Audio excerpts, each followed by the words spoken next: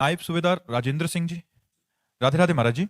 महाराज जी, आपके चरणों में कोटि कोटि प्रणाम। महाराज जी, सर्वप्रथम आपको कोटि कोटि धन्यवाद कि आप श्री ने देश दुनिया के करोड़ों करोड़ जनों को भगवत मार्ग का संदेश देकर उनका जीवन परिवर्तित किया है, जिनमें लाखों सैनिक भी आपके श्री मुख से वचन सुनकर नित्य साधन कर रहे हैं और लाभ ले रहे हैं। भगवान, वैसे तो मेरे मन में उठे हर प्रश्न का निदान आपके द्वारा एकांतिक के माध्यम से हो जाता है प्रभु जी, आप श्री की कृपा से जो बन पाता है, नाम जब भी चल रहा है प्रभु जी। लेकिन मेरा देहाभिमान, कर्ता भाव और संसार प्रियता का नाश और शीघ्र अतिशीघ्र कैसे हो, इसके लिए मैं क्या। तुम चिंता न करो, देहाभिमान और पुष्ट करो। हम दूसरों को कहते हैं नष्ट करो, तुमको कहते हैं पुष्ट करो। आप राष्ट्र सैनिक हो, आप हमारे देश की सुरक्षा का भार अपनी बाजुओं पे लिए हो, तो आपकी भाव में गुस्सा हो और आपके शरीर में अभिमान हो।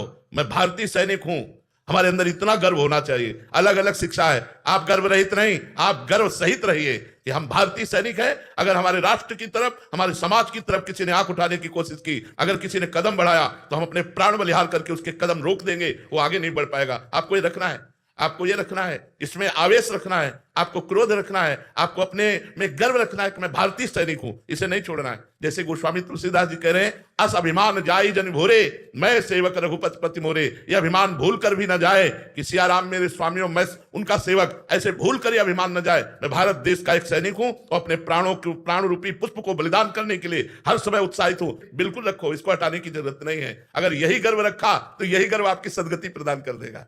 आपके श्री मुख से प्रकट सानिध्य में श्री राधा नाम और निरंतर नाम जपने का बल प्रदान करने की कृपा करें। बिल्कुल, अवश्य अवश्य, राधा राधा राधा राधा।